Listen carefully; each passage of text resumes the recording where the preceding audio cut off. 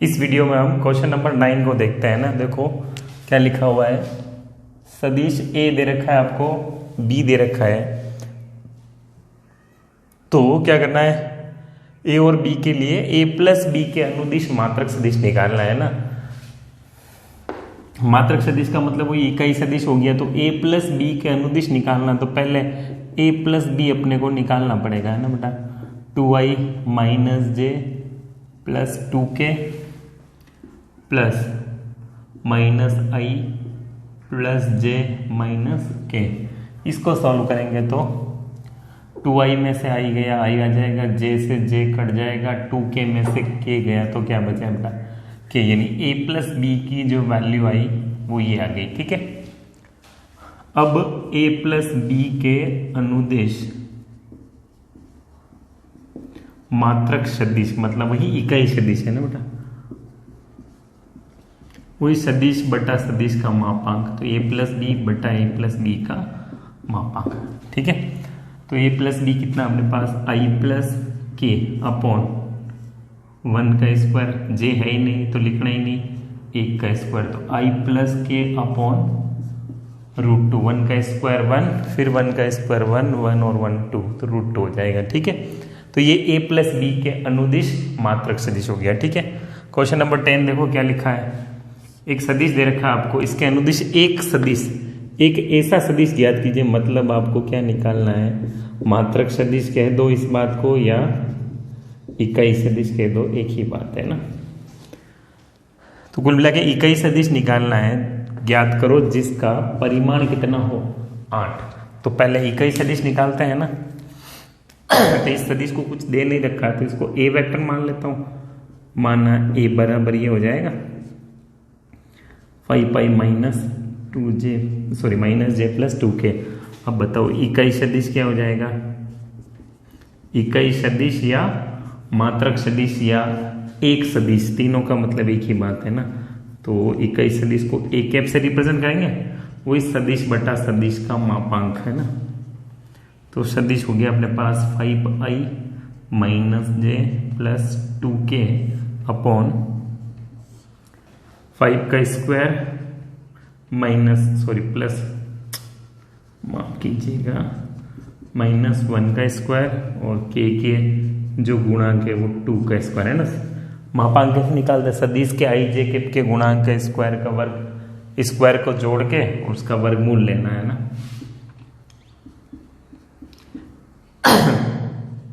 2k upon 5 का square 25 और 1 26 और 4, ये हो गया कुल मिला के 30 हो गया बेटा ऊपर। तो 5i माइनस जे 2k अपॉन √30। ठीक है, अब आपसे पूछा है कि एक ऐसा सदिश ज्ञात कीजिए जिसका परिमाण कितना हो 8। तो ऐसा सदिश तो अपन ने निकाल लिया, मतलब इकाई सदिश अपन ने निकाल लिया। अब ऐसा सदिश चाहिए जिसका परिमाण 8 हो, तो इसको किससे गुणा करते हैं, 8 से गुणा कर देंगे, आ जाएगा अपना आंसर है ना। 8 परिमाण वाला इकाई सदिश चाहिए, तो इसको 8 से गुणा कर देंगे तो आ जाएगा है ना। तो 8 परिमाण वाला इकाई सदिश, तो 8 इंटू ए कैप लिख दूं, 8 इंटू ए कैप की वैल्यू 5i माइनस जे प्लस 2k अपॉन √30, ये इसका आंसर हो जाएगा। ठीक है, इसको और आप आगे सॉल्व कर सकते हो, वो आपकी इच्छा। क्लियर है, देखते हैं क्वेश्चन नंबर 11 क्या कहता है ना।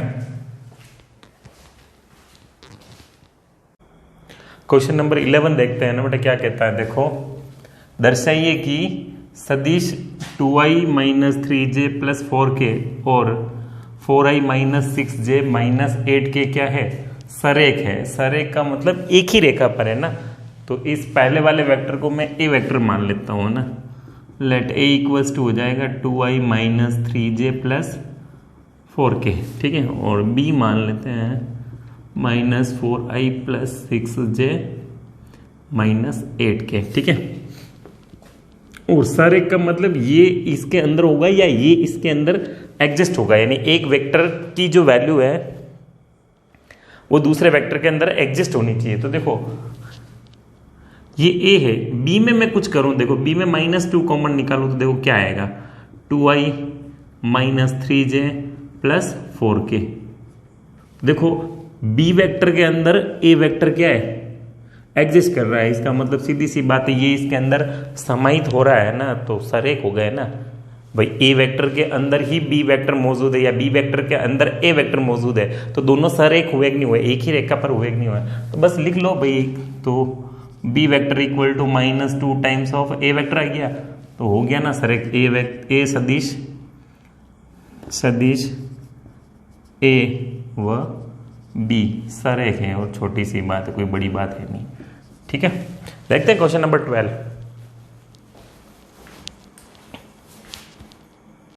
क्वेश्चन नंबर 12 देखते हैं, देखो क्या कहता है ना कि बिंदु दे रखा है P जो अपने को i + 2j - k और Q दे रखा है, को मिलाने वाली रेखा को 2:1 में अंत और बाह्य विभाजित करने वाले बिंदु R का स्थिति सदिश ज्ञात कीजिए। देखो 10th क्लास में अपन ने ऐसा पढ़ा है, विभाजन सूत्र है ना बेटा, कि जैसे ये कोई A पॉइंट है जिसके कोऑर्डिनेट x2 और x1 y1 मान लेता हूँ, B मान लेता हूँ x2 y2, इन दोनों को मिलाने वाली रेखा को अगर अपन m1:m2 में विभाजित करें तो इस बिंदु P के निर्देशांक का मेरे पास फॉर्मूला होता था, है ना, कि P के कोऑर्डिनेट x इक्वल टू क्या हो जाएगा बेटा, वही m1 x2 plus m2 x1/m1 plus m2। ठीक है, तो यहाँ पे x और y नहीं है, यहाँ पे जो बिंदु होगा वो r हो गया है ना, जो विभाजित करता है वो बिंदु r है, तो r के निर्देशांक नहीं आएंगे इसमें, r बिंदु का स्थिति सदिश आ जाएगा। ठीक है, और m1 m2 तो अपने को दे ही रखा है, इसका मतलब इस a के साथ जो होगा वो स्मॉल a होगा, इस b के साथ होगा वो स्मॉल b होगा, तो फॉर्मूला हो जाएगा m1b2 प्लस या m1b प्लस m2 के साथ a आ जाएगा अपॉन m1 प्लस m2, ये फॉर्मूला हो जाएगा, है ना। तो देखो बिंदु P का स्थिति सदिश दे रखा है मेरे को, ये देखो, तो ये स्थिति सदिश ही तो है ना, i j कैप लगा दिया मतलब पोजीशन वेक्टर हो गया है ना, तो मैं मान लेता हूँ, मानना a वेक्टर तो हो गया मेरे पास, P का जो स्थिति सदिश होता है उसको P से रिप्रेजेंट करूँ या OP से रिप्रेजेंट करूँ या स्मॉल a से रिप्रेजेंट करूँ, ये मेरी इच्छा है ना, आपकी भी हो सकती है, कोई जरूरी नहीं मेरी हो है। B हो जाएगा मेरे पास -i plus j plus k हो गया। ठीक है, और m1 जो रेशो m2 है वो हो गया मेरे पास 2:1। तो अब मैं बिंदु P के निर्देशांक निकाल सकता हूँ इसके अकॉर्डिंग, तो अब मैं बिंदु R का स्थिति सदिश निकालूंगा, है ना। तो अंतः विभाजन में हम जानते हैं प्लस आता है और बाहरी विभाजन में क्या आता है, माइनस आता है, तो बिंदु R का स्थिति सदिश,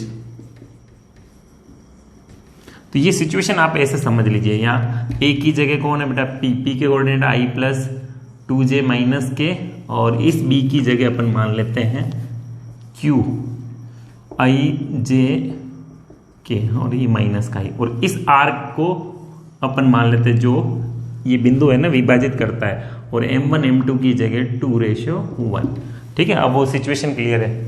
तो बिंदु R का स्थिति सदिश क्या हो जाएगा, OR equal to m1 b vector plus m2 a vector upon m1 plus m2, वही है, बस सिचुएशन अलग है यहाँ थोड़ी। तो m1 की वैल्यू तो अपने पास 2 है, b वेक्टर की वैल्यू ये रही -i plus j plus k, m2 1 है, a वेक्टर मेरे पास आ गया i plus 2j minus k, m1 plus m2 2 plus 1 directly लिख दूँ मैं 3, बस इसको नॉर्मल सॉल्व कर लीजिए आप, माइनस का 2i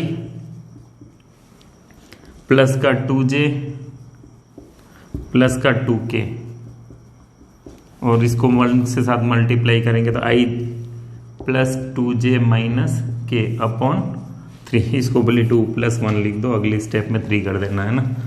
2i और i तो ये हो गया, माइनस का i बच गया बेटा, 2j और 2j 4j 2k minus k that is k upon 3, ये बिंदु R का स्थिति सदिश आ गया। ठीक है, इसी प्रकार से जब बाह्य विभाजन हो तो बीच में माइनस लगा देना, कर लेना, कोई बड़ी बात तो है नहीं। ठीक है, देखते हैं क्वेश्चन नंबर 13 क्या कहता है। क्वेश्चन देखते देखो क्या कहता है ये दो बिंदु दे रखे हैं अपने पास 2 3 4 4 1 और -2 को मिलाने वाले सदिश का मध्य बिंदु ज्ञात कीजिए, है ना। तो इन दोनों को मिलाने आए तो इसको a मान लूं, a हो जाएगा मेरे पास 2 3 4। तो a का जो स्थिति सदिश होगा वो OA लिखूं या a वेक्टर लिखूं, बात तो एक ही है। 2i 3j प्लस 4k, है ना, बिंदु a का स्थिति सदिश। और इसी प्रकार से b को मैं मान लेता हूँ, ये q नहीं कोई b मान लो, कोई दिक्कत नहीं है ना, पहले दे नहीं रखा है, अपन b मानेंगे, है ना। 4 1 -2 तो OB हो जाएगा मेरे पास 4i minus plus j -2k, या इसको b वेक्टर कहूँ एक ही बात है ना, स्मॉल b से भी रिप्रेजेंट कर सकते हो। तो मध्य बिंदु क्या होता है, मध्य बिंदु का जो स्थिति सदिश होता है, मध्य बिंदु अगर r मानना है तो उसका स्थिति सदिश OR हो जाएगा। वही सूत्र x1 प्लस x2 अपॉन 2 जो अपन ने 10th क्लास में पढ़ा। अब यहाँ x1 की जगह तो a वेक्टर है और y1 x2 की जगह b वेक्टर है, ठीक है। तो वही a vector plus b vector upon 2 ये फॉर्मूला हो जाएगा, है ना। कोई नई बात नहीं है ना, ये सिंपल सी बात है। तो आप इसको 2i 3j 4k 4i plus j -2k upon 2 add कर लो, 4 और 2 कितने हो गए अपने पास 6i 3 और 1 4j और 4 में से 2 गए 2k अपॉन 2। 2 कॉमन ले लो और तो क्या कर सकते हो, 2 कॉमन लेंगे तो 3i plus 3i plus 2j plus k, ये मध्य बिंदु का स्थिति सदिश आ गया। और मध्य बिंदु क्या होगा 2 3 3 2 1, ये अपन जानते हैं ना। आई जे के हटा देंगे तो बिंदु बन जाएगा, आई जे के लगा दिया तो स्थिति सदिश बन गया। क्लियर है। देखते हैं क्वेश्चन नंबर 14 क्या कहता है। और 14 देखते हैं ना बेटे, क्या लिखा हुआ है कि दर्शाइए कि बिंदु ए बी सी जिनके स्थिति सदिश ए दे रखा है, बी दे रखा है और सी दे रखा है, बिंदु ए बी सी के स्थिति सदिश दे रखे हैं, ठीक है। इसका मतलब पोजीशन वेक्टर आपको गिवन है, ठीक है। तो आपको बताना है कि एक समकोण त्रिभुज के शीर्ष का निर्माण होता है ना, इसी करके बात बतानी है आपको, ठीक है। तो देखो समकोण त्रिभुज में क्या होता है कि दो भुजाओं के वर्गों का योग अगर तीसरी भुजा के वर्ग के बराबर आ जाता है तो त्रिभुज होता है समकोण। पाइथागोरस प्रमेय लगा सकते हैं अपन, है ना। तो मैं क्या करता हूं, मैं ए बी बी सी और ए सी इनको निकालने की कोशिश करता हूं, है ना। तो ए बी हो जाएगा बेटा बिंदु बी का स्थिति सदिश माइनस बिंदु ए का स्थिति सदिश, भुजाएं निकाल लेते हैं ना। तो देखो ए का स्थिति सदिश आपको दे रखा है, बी का भी दे रखा है, सी का भी आपको दे रखा है, तो इसको मैं बी माइनस ए लिखूं तब भी चल जाएगा, है ना। हाँ जी, बी की वैल्यू दे रखी है आपके पास 2i माइनस जे प्लस के, और ए की वैल्यू है अपने पास 3i minus 4j plus 4k। हाँ जी, 2i माइनस जे प्लस के minus 3i plus 4j plus 4k। इसको सॉल्व करेंगे तो 2i में से 3i को माइनस किया तो अपने पास माइनस का i बचेगा, 4j में से j को माइनस किया तो 3j आ जाएगा और अपने पास आ जाएगा 5k, ठीक है। ये ए बी आया है ना, तो ए बी का मैं मैग्नीट्यूड निकाल लेता हूँ, है ना। ए बी का परिमाण निकालेंगे तो क्या आएगा बेटा, वही 1 का स्क्वायर 3 का स्क्वायर 5 का स्क्वायर और -1 का स्क्वायर है। वैसे तो -1 का स्क्वायर +1 होता है, इसलिए कोई दिक्कत वाली बात है नहीं। तो ये तो 1 हो गया, ये 9 हो गए और ये हो गए 25, ठीक है। तो 5 का स्क्वायर 25, 3 का स्क्वायर 9, 1 का स्क्वायर 1, तो ये हो गए 30, सॉरी 10 10 25 और 10 कितने हो गए बेटा 35, ठीक है। तो ए बी का जो स्क्वायर होगा वो क्या आ जाएगा बेटा 35 आ जाएगा। ए बी आ गए, ए बी के बाद में बी सी निकाल लेता हूँ बेटा।